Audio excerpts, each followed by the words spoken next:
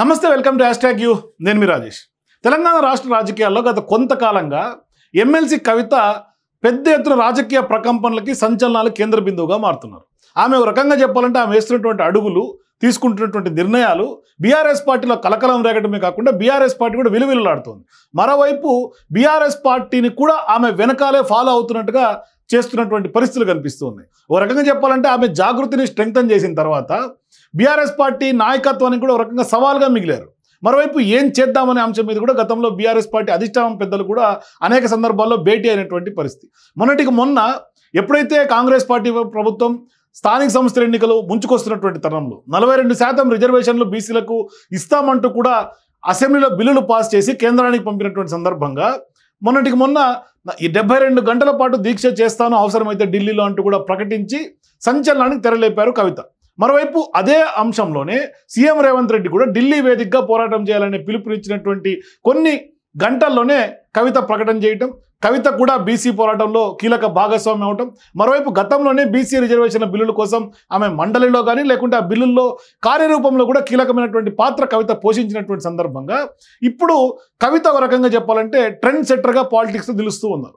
మరి ఇటువంటి సందర్భాల్లో ఆమె చెప్పినట్టుగానే ఖచ్చితంగా సోమవారం నుంచి అంటే ఆగస్టు 4వ తారీఖు 5వ తారీఖు 6వ తారీఖు మొత్తం 3 రోజుల పాటు 72 గంటల పాటు బీసీ రిజర్వేషన్ల కోసం పెద్ద ఎత్తున హైదరాబాద్ ఇందిరా పార్క్ దగ్గర ఆమె ఆమరణ దీక్ష అంటే 3 రోజుల పాటు 72 గంటల పాటు దీక్షకు ఆమె పూనుకోబోతున్నారు. ఈ నేపథ్యంలో ఇప్పుడు ఆమెకి బీసీ సంఘాల నుంచి కూడా పెద్ద ఎత్తున మద్దతు లభిస్తోంది. కవిత ఎప్పుడైతే బీసీల కోసం గలం విప్పారో, బీసీల లీడర్గా ఆమె తెరంగేట్రం చేసి కొంత ముందు నిలబడుతూ ఉన్నారో, బీసీ గొంతుకెత్తారో, ఇప్పుడు చాలామంది బీసీ నాయకులు ఆమెకు మద్దతు ఇస్తున్నటువంటి నేపథ్యంలోనే ఓ రకంగా బీఆర్ఎస్ పార్టీ కూడా కవితను ఫాలో అవుతున్నటువంటి క్రమంలో వాళ్ళు కూడా బీఆర్ఎస్ పార్టీ ఉద్యమంలోకి కవితతో పాటే గొంతు కలపాల్సినటువంటి పరిస్థితి. ఇప్పుడు ఏకంగా జిల్లాల వారీగా బహిరంగ సభలు, మరోవైపు కేసీఆర్ కూడా ఢిల్లీ వేదికగా రాష్ట్రపతిని కలుస్తానంటూ కూడా ఆయన నుంచి కూడా బీఆర్ఎస్ పార్టీ నుంచి కూడా ఒక స్టేట్మెంట్ రిలీజ్ అయినటువంటి సందర్భం.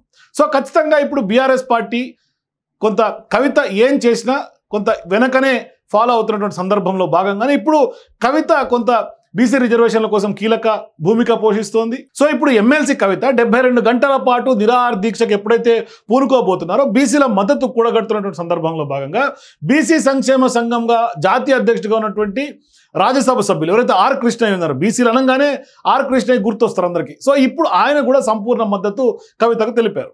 తాజాగా ఇప్పుడు తెలంగాణ జాగృతి నేతలు కూడా ఆర్ కృష్ణయ్యని కలిశారు. ఆ సందర్భంగా ఆర్ కృష్ణయ్య కూడా మాట్లాడుతూ బీఆర్ఎస్ ఎమ్మెల్సీ కవిత నిస్వార్థంగా బీసీల కోసం దీక్ష చేస్తుంది కాబట్టి ఖచ్చితంగా తన మద్దతు ఉంటుంది అంటూ కూడా ధైర్యం చెప్పే పరిస్థితి కనిపిస్తోంది. అంటే కవిత దీక్షతో పాటుగా బీసీల ఉద్యమం మరింత బలోపేతం అవుతుందనే అభిప్రాయం ఆయన కూడా వ్యక్తం చేశాడు. అంటే దాదాపుగా 40-50 ఏళ్ల నుంచి బీసీల కోసం 12,000కు పైగా ఉద్యమాలు చేసినట్టుగా కూడా స్పష్టంగా కృష్ణయ్య చరిత్రలో ఉంది. మరి బీసీల కోసం కవిత చేస్తున్నటువంటి ఉద్యమం పట్ల మరింత బలాన్ని చేకూరుస్తుందని, అందులో ఎటువంటి సందేహం లేదనేది స్పష్టంగా ఆయన చెప్పుకొచ్చారు.